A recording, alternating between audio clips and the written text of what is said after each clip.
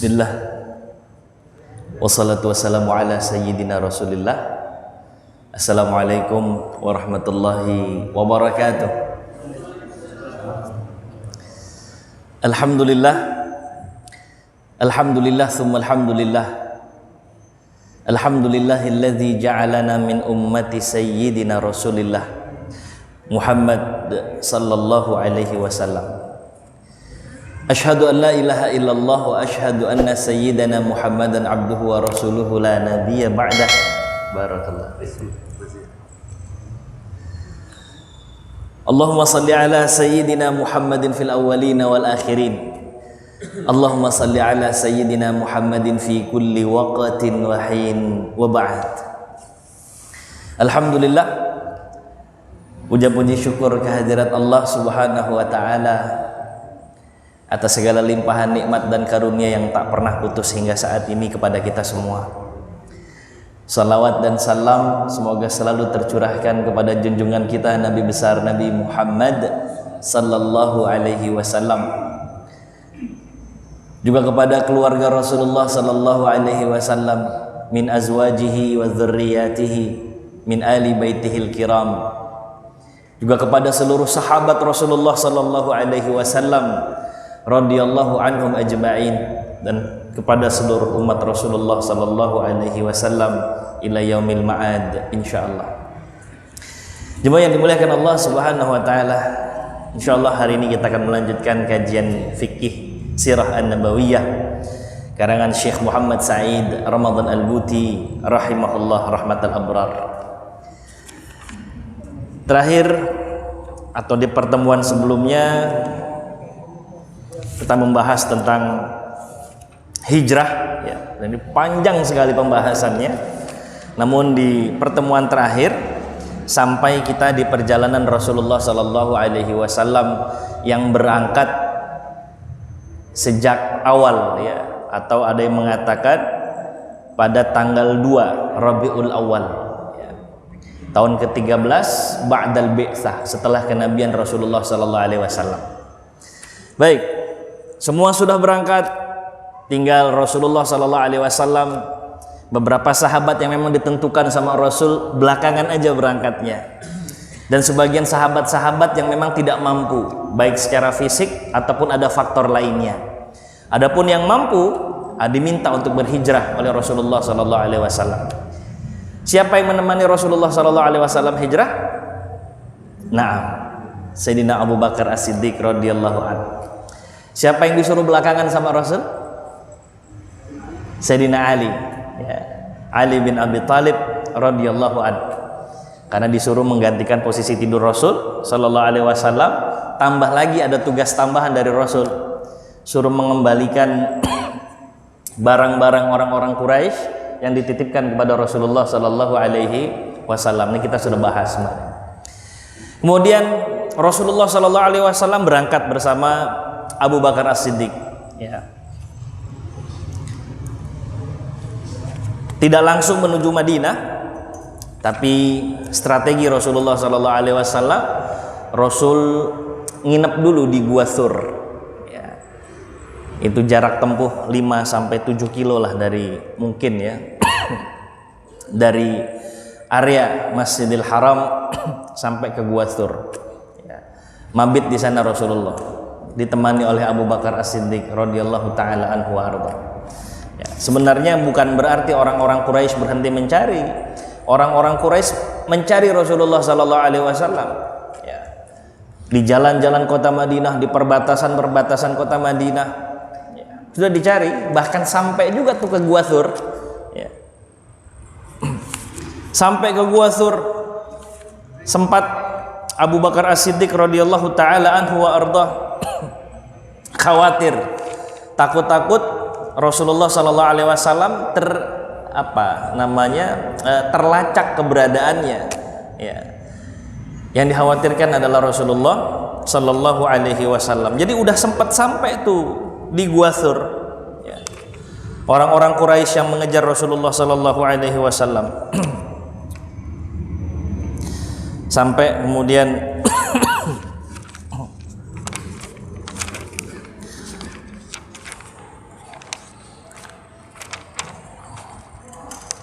Sebentar, mohon izin. Kemarin saya ngasih tanda nih. Thaibah. Ini.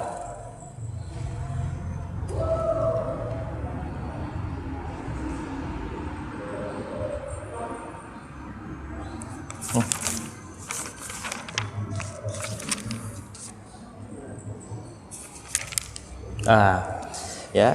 Sampailah orang-orang Quraisy sebenarnya di Jabal Sur itu udah nyampe gitu.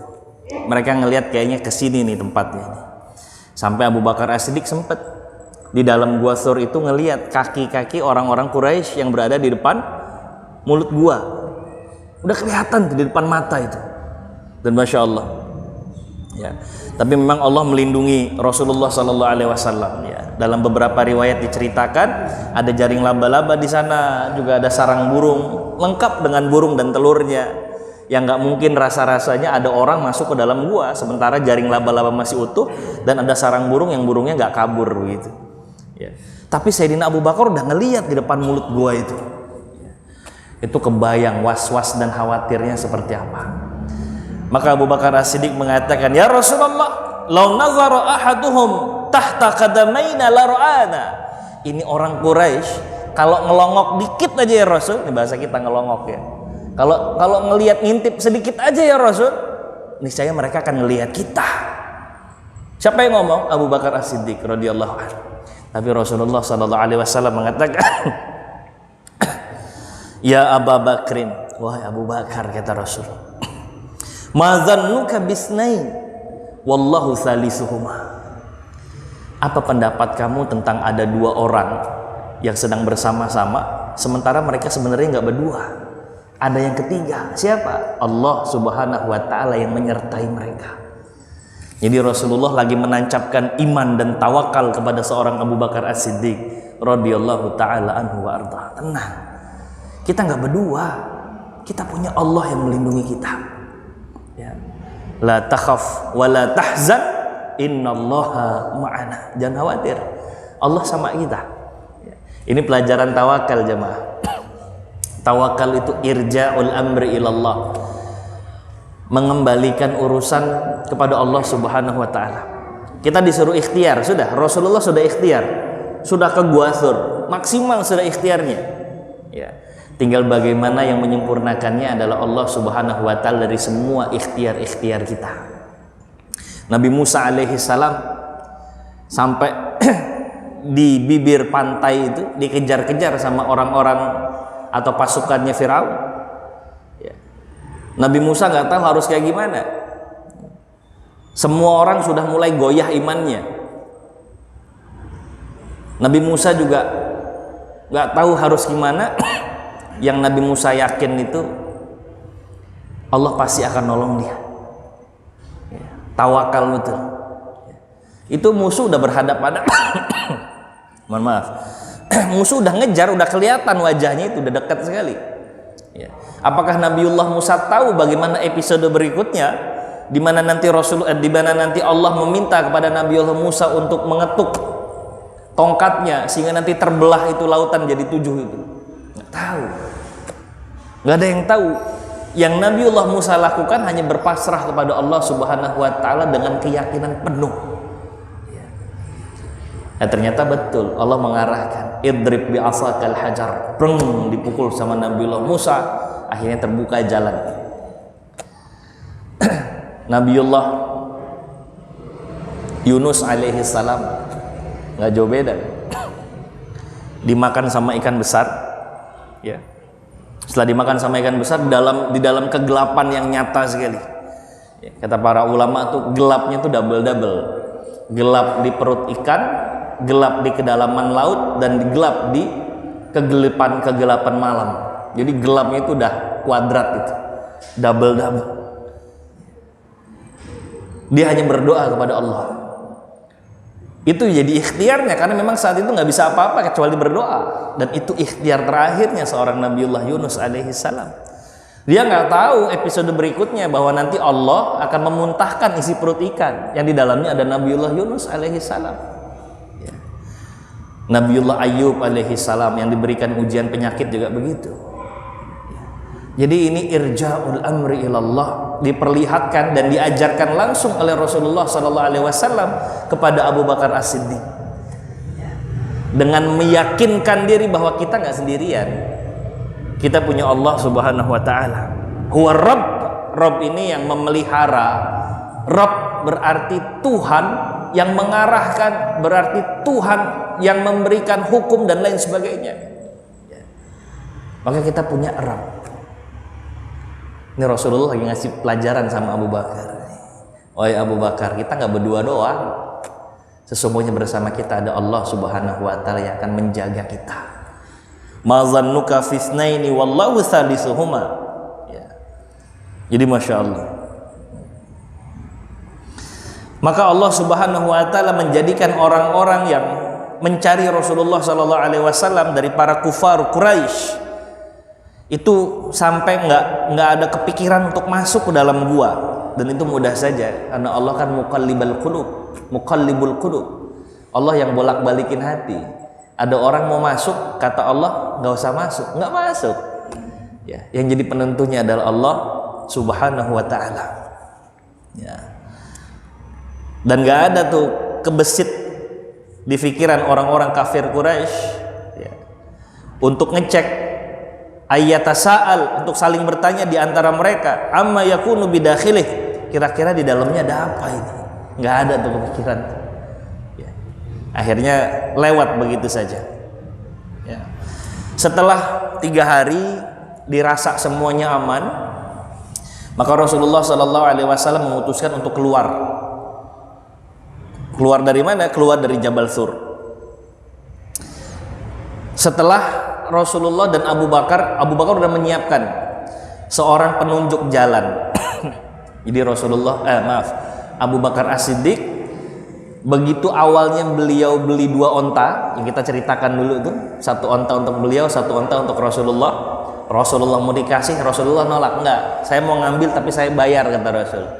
Ya. Begitu Abu Bakar beli onta itu, dia sekalian menghubungi seorang kafir Quraisy namanya Abdullah bin Uraiqid. Ya. Ini seorang tour guide, dia ini tahu jalan-jalan tikus kalau bahasa kita. Mau lewat utara oke, mau lewat selatan nggak jadi masalah, mau lewat barat sampai, mau lewat timur juga nggak jadi masalah, karena dia menguasai jalan nih, Abdullah bin Uraiqid ini. Walaupun dia seorang non muslim tapi komitmen. Ini tour guide yang komitmen ceritanya, Abdullah bin Uraiqid ini.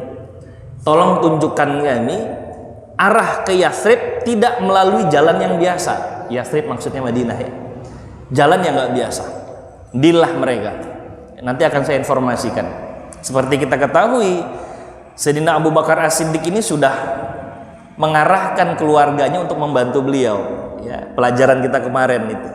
Untuk bisa sama-sama dalam ketaatan di jalan Allah Subhanahu Wa Taala, nggak sendiri saja, nggak hanya jadi orang saleh tapi muslih, kita ajak juga keluarga kita. Dan Sayyidina Abu Bakar memberikan contoh itu. Keluarganya bergerak, Asma bergerak, Abdullah bin Abi Bakar bergerak, semua bergerak. Akhirnya Abdullah bin Uraiqid datang kepada Rasulullah Sallallahu Alaihi Wasallam, ya, datang kepada Abu Bakar As-Siddiq untuk menunjukkan jalan. Jalannya bukan jalan yang biasa dilalui oleh orang-orang kebanyakan. Rasulullah Sallallahu Alaihi Wasallam dan Abu Bakar serta Abdullah ibnu Uraiqid ini mengarah ke arah pantai, ya, Syatih atau Syatih, mengarah ke arah pantai, terus menuju sedikit ke arah Laut Merah, baru menyusuri jalan ke arah utara nanti sampai di Madinah. Pokoknya jalan itu nggak biasa dilalui. Ya.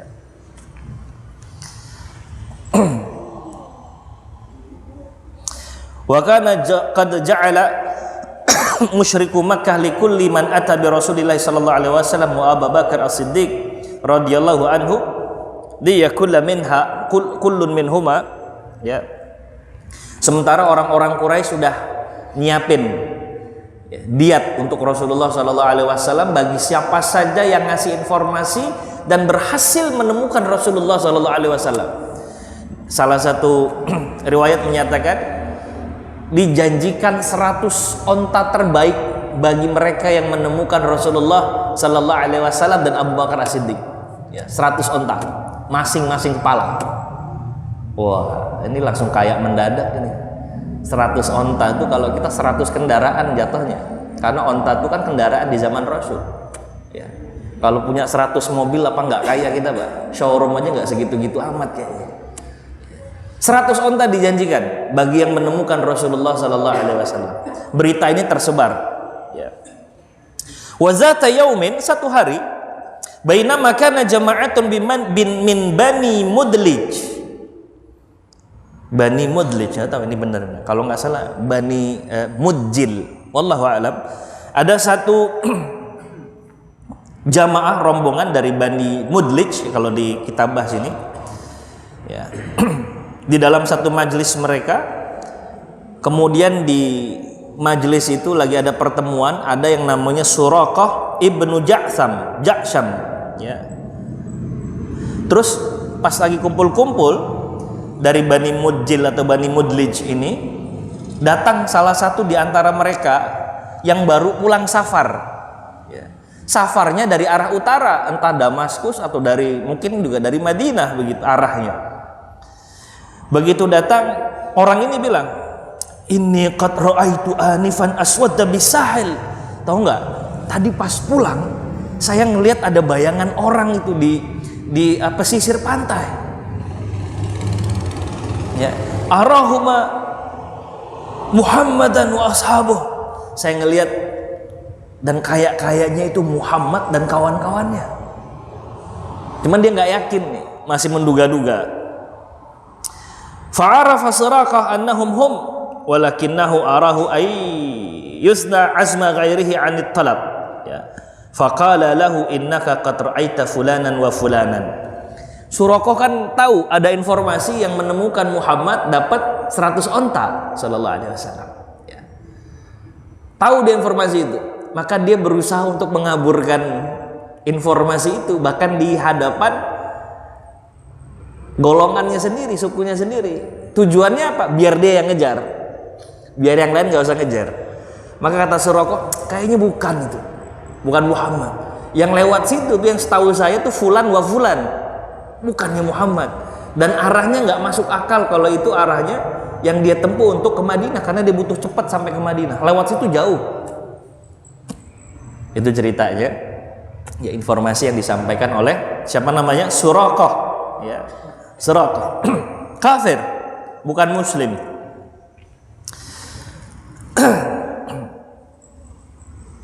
Summa labitha fil majlisi sa'atan. Dia pura-pura nyantai begitu, duduk ya beberapa saat, beberapa waktu sama qabilahnya dia. Begitu dirasa nggak mencurigakan,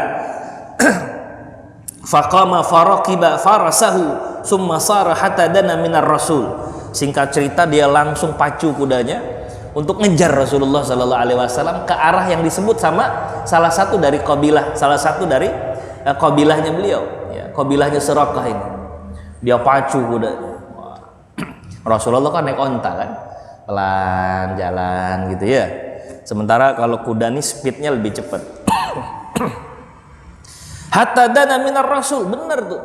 Ternyata mendekat ke Rasulullah Sallallahu Alaihi Wasallam. Wah, udah mulai sumringah ini seorang Suraqah bin Ja'sham.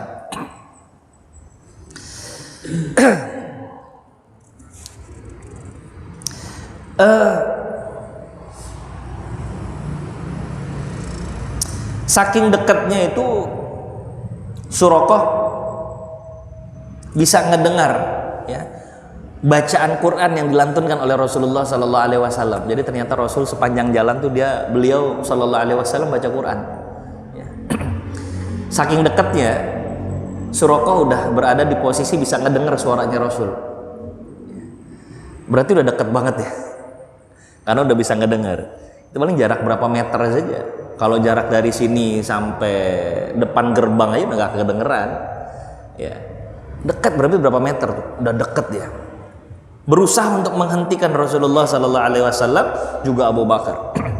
Apalagi ya dia sudah persiapan bawa senjata dan dia tahu Rasulullah Sallallahu Alaihi Wasallam berangkat ya minim persediaan kan, termasuk senjata gitu. Dengan pedenya dia rasa dia bisa menghentikan Rasulullah Sallallahu Alaihi Wasallam. Ya.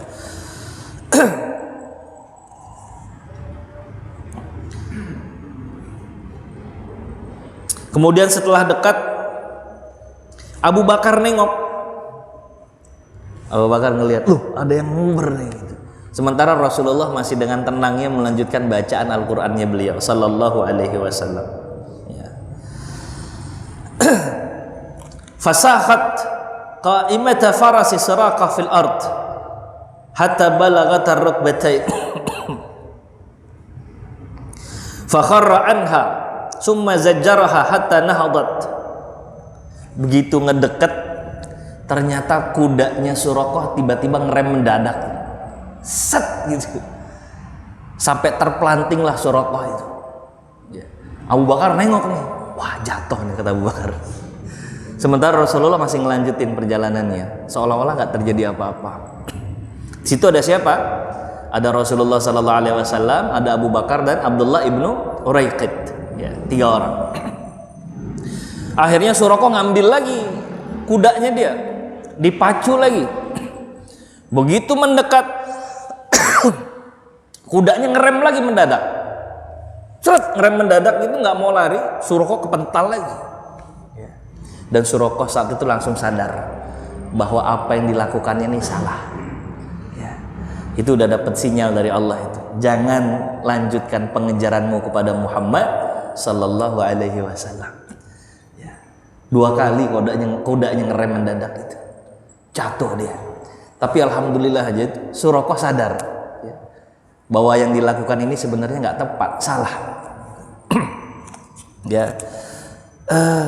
Kemudian setelah itu dia mendekati Rasulullah sallallahu alaihi wasallam, ditinggalkan kudanya. Fa'alima Suraqah annahu mamnu'anir rasul. Suraqah akhirnya tahu, dia paham bahwa dia nggak boleh nguber Rasul. Ya. Terus kemudian Suraqah ya, mendatangi Rasulullah sallallahu alaihi wasallam. Fawaqafa alaihi salatu wassalam wa man ma'ahu hatta wasala ilaihim fa'tadhara ilaihi wa sa'alahu ayyastaghfira lahu. Terus Suraqah minta maaf sama Rasul, tolong ampunin saya tahu saya salah, saya tahu saya khilaf gitu, tolong maafin saya ya. Thumma arada alaiha azat wal mata'. Kalau kau mau ngampunin saya akan kasih keperluanmu apa saja ya Muhammad. Kamu mau makanan, kamu mau barang, saya akan kasih ke sini. Tapi yang jelas kamu ampunin saya tahu saya salah. Tolong maafkan saya. Kata siapa? Kata Suraqah. Ya. Tapi apa yang terjadi? Faqala lahu la hajata lana. Kita nggak butuh, kata Rasulullah. Kita nggak perlu. Ya. Walakin amma annal khabar. Yang kamu cukup lakukan diam. Kalau ada yang nanya, bilang nggak tahu aja. Ya. Nggak usah ngapa-ngapain, nggak usah bawa makanan, nggak usah. Yang penting kamu diam. Nggak usah kasih tahu kalau kita lewat jalan sini. Ya. Faqala kufitum. Ya. Itu udah cukup. Ya. Itu udah cukup. Ini diriwayatkan, ada hadisnya dalam muttafaq alaih kisah ini. Ya. Tsumma 'ada Suraqah ila Makkah wa huwa yusarrifu anzaran nas 'anir rasul wa man ma'ahu bima yarahu minal qaul. Ya. Terus akhirnya Suraqah balik ke Mekah, terus ngasih tahu sama orang-orang yang ada niatan untuk ngejar Rasul lewat jalurnya Rasul. Kata Suraqah, nggak usah ke situ sia-sia, saya udah ke situ nggak ketemu sama Muhammad, cari jalan lain, kata Suraqah gitu. Dan itu disebarkan oleh Suraqah sehingga Rasulullah Shallallahu Alaihi Wasallam melanjutkan perjalanannya dengan tenang sampai ke Kuba nanti ya, ke Yathrib. Ya, begitulah kisahnya. Suraqah ini mau berpikir lebih lah. Kejadian ini hampir sama kalau kita lihat apa yang terjadi dengan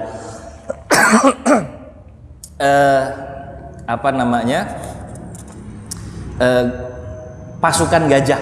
Ya. Pimpinan siapa? Pasukan gajah pimpinan siapa? Abraha. Ya.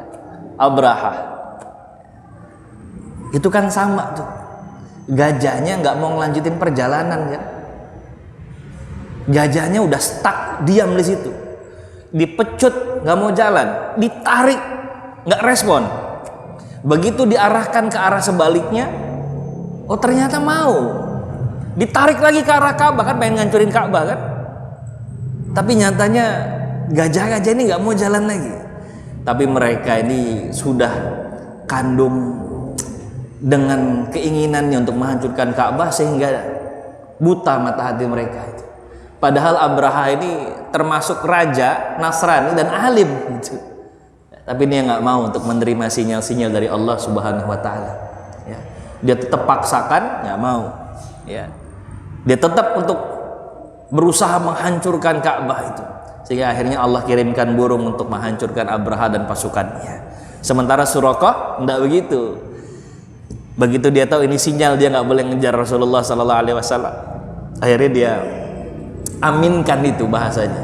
Ya, nggak jadi ngejar Rasulullah Sallallahu Alaihi Wasallam. Lihat, ini adalah kuasa Allah Subhanahu Wa Taala dengan tawakal dari seorang Rasulullah Sallallahu Alaihi Wasallam dan Abu Bakar As-Siddiq. Ketawakalan mereka akhirnya membuahkan hasil. Ya. Allah yang mengarahkan untuk bisa selamat sampai di kota Madinah. Ya, mereka Rasulullah Sallallahu Alaihi Wasallam, Abu Bakar hanya berikhtiar saja. Tidak ada yang tahu di antara Rasulullah maupun Abu Bakar bagaimana selanjutnya. Tapi yang jelas mereka sudah ikhtiar. Dan Allah memperlihatkan bahwa Allah akhirnya mengiring mereka dengan selamat untuk sampai di Yathrib, di kota Madinah. Masya Allah, itu pelajaran tawakal untuk kita. Wa hakadha, begitulah intalaqa ilaihima fis sabah jahidan fi qatlihima wa ada fil masa yahrusuhuma wa yusarrifun nas anha.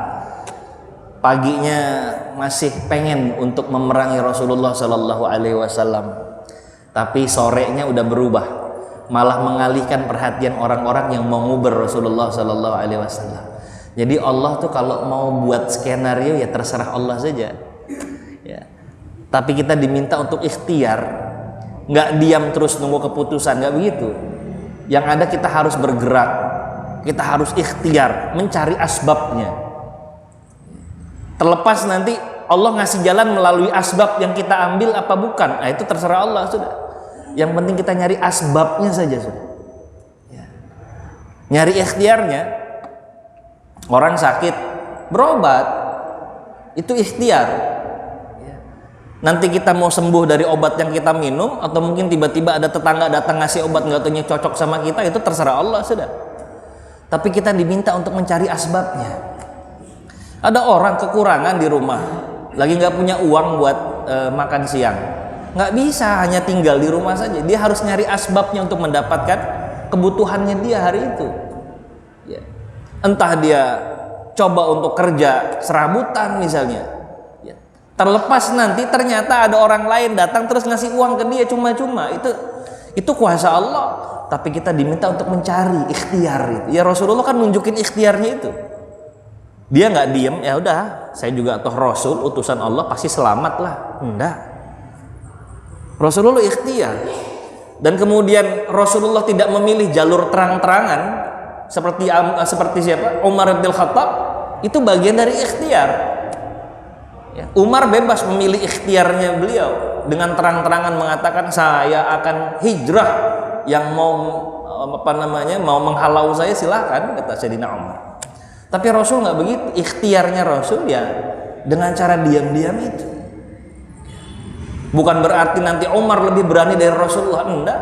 Loh, Rasulullah dikejar sama Suraqah tenang saja. Rasulullah hanya ini menggambarkan, ini loh bentuk ikhtiar kita. Ya. Adapun nanti hasilnya kita serahkan kepada Allah Subhanahu wa taala. Ya. Ini pelajaran dari tawakal seorang Rasulullah Sallallahu Alaihi Wasallam yang memberikan pelajarannya secara langsung kepada Abu Bakar As-Siddiq radhiyallahu taala anhu wa arda. Jemaah yang dimuliakan Allah Subhanahu wa taala. Berjalanlah Rasulullah Sallallahu Alaihi Wasallam, sampailah Rasulullah Sallallahu Alaihi Wasallam di sebuah daerah namanya Quba. Apa namanya? Quba. Quba ini satu daerah berbatasan dengan Madinah, Yathrib. Kalau sekarang Quba bagian dari Madinah. Madinah dulu nggak Madinah sekarang. Madinah dulu mungkin nggak jauh dari area-area Masjid Nabawi saat inilah. Maka kalau ke Kuba dia udah ke tempat yang lain, sudah ke daerah lain. Ya. Padahal jaraknya nggak jauh-jauh amat. Jadi Rasulullah Shallallahu Alaihi Wasallam begitu hijrah nggak langsung tuh ke Yathrib, tapi Rasulullah di Kuba dulu. Ya. Wa wasala Rasulullah Sallallahu Alaihi Wasallam Kuba, fastaqbalahu man fiha wa aqama fiha bid'a ayyam. Ya, fastaqbalahu man fiha wa aqama fiha bid'ata ayyam. Nazilan ala Kalsum bin Hidam. Jadi begitu sampai di Kuba, ternyata sahabat-sahabat yang lain pun sebagian besar sudah standby di Kuba dan menyambut kedatangan Rasulullah Sallallahu Alaihi Wasallam. Jadi para sahabat pun ya nggak langsung turun ke Madinah ya, tapi di Kuba dulu. Ya, itu nanti jadi tempat berkumpul, checkpointnya. Ya, begitu Rasulullah sampai, sudah disambut oleh sahabat-sahabat yang duluan sampai lah begitu. Terus Rasulullah Sallallahu Alaihi Wasallam berdiam beberapa hari di Kuba ini. Ya, sebagian riwayat mengatakan 3 hari, ada yang mengatakan 5 hari Rasulullah di Kuba itu. Rasulullah pun menginap di rumah Kalsum bin Hidam. Ya. Terus nggak lama kemudian Ali nyusul, karena Ali belakangan ya. Ali nyusul, sampailah di Kuba ini. Jadi kebayang tuh perjalanannya Ali bin Abi Thalib tuh, Masya Allah, sendirian dari Mekah sampai Madinah. Ini pengorbanan yang luar biasa dari seorang Ali untuk agama Allah dan Rasulullah Sallallahu Alaihi Wasallam. Dan perjalanannya Ali ini lebih serem lagi karena Ali pun diincar keselamatannya sama orang-orang Quraisy. Tidaklah Sayyidina Ali bin Abi Thalib radhiyallahu anhu ini melanjutkan perjalanannya kecuali beliau tahu hari sudah malam. Jadi malam begitu terang beliau istirahat lagi, nggak ngajuin perjalanan. Khawatir kalau di Uber kedeteksi. Gitu. Begitu seterusnya sampai di Madinah itu, di Yathrib atau di Kuba. Jadi Masya Allah 400 kilo Pak kalau sekarang itu. Ini pengorbanan yang luar biasa. Baik, Ali nyusul. Ya. Kemudian Rasulullah Shallallahu Alaihi Wasallam memerintahkan sahabat untuk bangun masjid. Maka dibangunlah Masjid Kuba. Ya, ada masjid namanya Masjid Kuba yang ziarah ke Madinah, insya Allah tahu di mana posisi Masjid Kuba itu, baik yang haji maupun yang umrah. Mudah-mudahan kita dapat kesempatannya untuk bisa berkunjung ke Masjid Kuba ini. Ini masjid yang pertama kali dibangun oleh Rasulullah Sallallahu Alaihi Wasallam. Jadi Rasul nggak langsung bangun Masjid Nabawi itu, enggak. Yang pertama kali dibangun adalah Masjid Kuba. Ya. Seperti apa yang difirmankan oleh Allah Subhanahu Wa Taala mensifati masjid yang pertama kali dibangun ini. Ya. Dalam surah At-Taubah disebutkan, la masjidun ussisa ala taqwa min awwali yaumin ahaqqu an taquma fihi. Masjid yang dibangun berdasarkan ketakwaan gitu. Ya. Masjid pertama yang dibangun ini. Masjid Kuba punya keutamaan, jemaah yang dimuliakan Allah. Barang siapa yang wudhu di rumahnya, yakni di sekitaran Madinah, ya, man tatahhara fi baitihi summa ata masjid Kuba, terus dia datangi Masjid Kuba, fasalla fihi rak'atain, terus sholat 2 rakaat saja, maka pahalanya itu senilai dengan pahala haji dan umrah. Dan istimewanya Rasulullah mengatakan tamatin, pahalanya sama, senilai, tapi tidak menggugurkan kewajiban haji, ya, tapi pahalanya senilai. Ya. Jadi bukan berarti kalau udah sempat sholat di Masjid Kuba terus nggak perlu haji, enggak, pahalanya senilai. Pahalanya senilai. Jadi Masya Allah itu enak ya, pahalanya senilai sama pahala haji atau umrah. Terus kita yang di Indonesia gimana ini? Yang orang Madinah enak, tinggal ke Masjid Kuba pahalanya pahala umrah. Yang di Indonesia harus gimana nih? Masjid Thaibah. Iya. Bisa. Istiqlal bisa. Ya. Tapi dengan apa yang disarankan oleh Rasulullah sallallahu alaihi wasallam, siapa yang sholat fajar, sholat subuh berjamaah, setelah selesai sholat subuh nggak langsung keluar dari masjid, tapi menyempatkan diri untuk berdiam diri di masjid sampai nanti terbitnya fajar atau waktu syuruk, melanjutkan dengan sholat sunnah syuruk, itu pun pahalanya senilai dengan pahala haji dan umrah. Ya. Ini keadilan dan rahman serta rahimnya Allah subhanahu wa ta'ala untuk hamba-hambanya. Jadi Bapak kalau mau dapat pahala umrah, pahala haji, ya sholat subuh berjamaah, jangan langsung pulang, ya. Summa qa'ada yazkurullaha hatta tatlu'a syams. Kita sempetin diam dulu, mau tilawah boleh, mau zikir boleh, mau mendengarkan majelis ilmu, ya boleh, sampai nanti terbitnya fajar.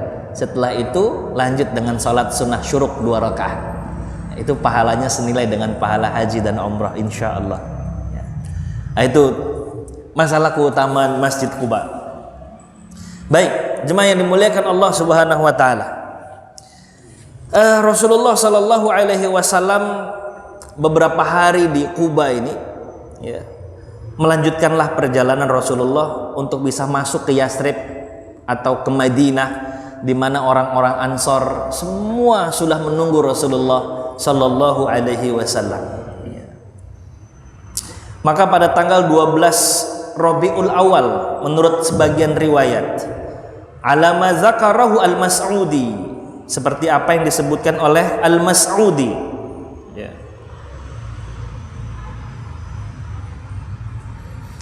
Dalam catatan Al-Mas'udi, Rasulullah sallallahu alaihi wasallam sampai di Yathrib di Madinah itu 12 Rabiul Awal, dengan asumsi 3 hari Rasulullah sallallahu alaihi wasallam di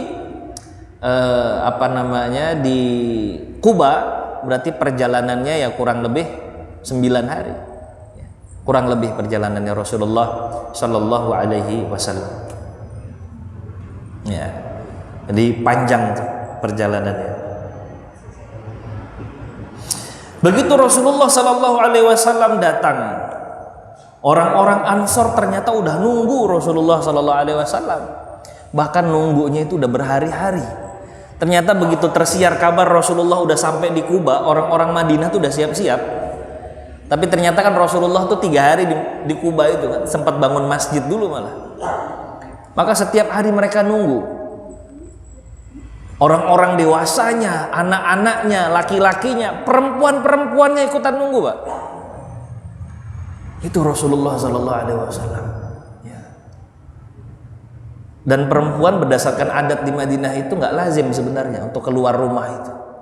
Tapi sampai sebegitunya mereka menunggu kehadiran Rasulullah sallallahu alaihi wasallam, mahabbatan li Rasulillah, karena kecintaan kepada Rasul. Ini mematahkan orang-orang bagaimana bisa cinta sama Rasul dengan sebenar-benarnya cinta. Orang kita aja nggak pernah ngelihat Rasul, kan gitu bahasanya. Rasa cinta itu bisa hadir kalau kita seenggak-enggaknya pernah ketemu lah. Enggak. Ini orang-orang Madinah menceritakan itu. Enggak semua orang-orang Madinah pernah ketemu Rasul. Memang pada saat Bai'atul Aqabah, pada saat peristiwa di kota Mekah itu, ada sebagian orang yang pernah berjumpa dengan Rasulullah sallallahu alaihi wasallam. Tapi bukan seluruh penduduk kota Madinah. Hanya 73-an saja pada saat Bai'atul Aqabah yang kedua itu. Sisanya nggak ketemu Rasul. Tapi lihat bagaimana respon mereka ketika kedatangan Rasulullah sallallahu alaihi wasallam. Ya. Itu anak-anak tuh nunggu dari pagi, Pak. Di hari pertama Rasulullah kedengaran ada di Quba. Ditungguin pagi-pagi sampai mereka capek nungguin Rasul pulang karena Rasulullah nggak datang. Terus hari kedua kapok, enggak, mereka tungguin lagi Rasulullah sallallahu alaihi wasallam. Hari kedua Rasulullah nggak datang, hari ketiga begitu lagi mereka datangi sampai Rasulullah betul-betul datang. Maka betapa gembiranya mereka itu. Sampai sebagian riwayat menceritakan mereka menyambut dengan madah, pujian kepada Rasulullah sallallahu alaihi wasallam dengan syair yang kita kenal madahnya sampai saat ini. Tala'al badru alaina itu. Tala'al badru alaina min thaniyatil wada'. Itu bentuk sukacita mereka dengan kedatangan Rasulullah sallallahu alaihi wasallam. Ya. Indah betul, indah betul. Nah, lantas kemudian begitu Rasulullah datang, mereka berebutan untuk mengarahkan ontaknya Rasulullah Sallallahu Alaihi Wasallam untuk mau melipir ke rumah tinggal mereka, supaya Rasulullah mau tinggal bersama mereka. Jadi berebutan tuh, Rasul kesini aja. Jadi tali kekang ontanya tuh ditarik-tarik gitu, orang berebutan. Kata Rasulullah, da'uha fa innaha ma'murah. Udah, jangan berebutan, kata Rasul. Biarin ontanya mau ngarah kemana, terserah nih onta. Karena sesungguhnya onta ini sudah diarahkan oleh Allah Subhanahu wa ta'ala. Biarin, ini onta mau kemana, biarin, gak usah ditahan-tahan. Maka nanti ontanya Rasulullah Sallallahu Alaihi Wasallam itu berhenti. Ya. Falam tazal rahilatuhu tasiru fi fujajil Madinah wa sukakiha. Dia lewatin lorong-lorong Madinah, nih ontanya jalan aja. Orang nggak berani megang lagi. Rasulullah bilang jangan dipegang. Ya. Sampai berhenti di sebuah lapangan luas namanya Mirbad. Apa namanya? Mirbad. Sudah masuk? Hah? Sudah. Sedikit saja. Hah? Baik. Di sebuah Mirbad. Mirbad itu tempat atau kepemilikannya dimiliki oleh 2 orang anak yatim. Ya, yang di depan Mirbad itu tanah luas, Pak. Biasanya buat ngejemur korma, buat ngejemur gandum. Saya nggak tahu namanya apa itu. Tapi tanah luas buat ngejemur. Kalau kita mungkin ngejemur padi lah begitu. Kalau zaman saya dulu di pondok namanya slab, nggak tahu itu nama yang sama atau tidak. Tapi lapangan luas untuk ngejemur itu. Dia berhenti di situ. Dan di depan pemberhentian onta itu ada rumah sahabat Rasulullah Sallallahu Alaihi Wasallam, namanya Abu Ayyub Al-Ansari. Maka Rasulullah Sallallahu Alaihi Wasallam mengatakan, hahunal manzil, insyaallah kita nanti tinggalnya di sini, kata Rasul. Maka nanti tinggallah Rasulullah Sallallahu Alaihi Wasallam di rumahnya sahabat Abu Ayyub Al-Ansari radhiyallahu taala anhu wa arda. Apa yang terjadi di rumah Abu Ayyub Al-Ansari? Insya Allah kita akan lanjutkan di pertemuan berikutnya dengan mengambil hikmah-hikmah yang ada dalam perjalanan hidup Rasulullah Sallallahu Alaihi Wasallam. Begitulah tibanya Rasulullah Sallallahu Alaihi Wasallam di Quba. Dengan apa yang tadi sudah kita kisahkan, mudah-mudahan bermanfaat untuk kita semua. Kita tutup karena waktunya sudah habis dengan sama-sama mengucap hamdalah. Alhamdulillahirabbil alamin. Mudah-mudahan ilmu yang kita terima ini bermanfaat untuk kita, menjadi asbab turunnya rahmat Allah Subhanahu wa taala, menjadi asbab turunnya berkah dari Allah Subhanahu wa taala. Kita tutup dengan bersama membaca kafaratul majlis. Subhanakallahumma wa bihamdika asyhadu an la ilaha illa anta astaghfiruka wa atubu ilaik. Terima kasih banyak. Wassalamualaikum warahmatullahi wabarakatuh.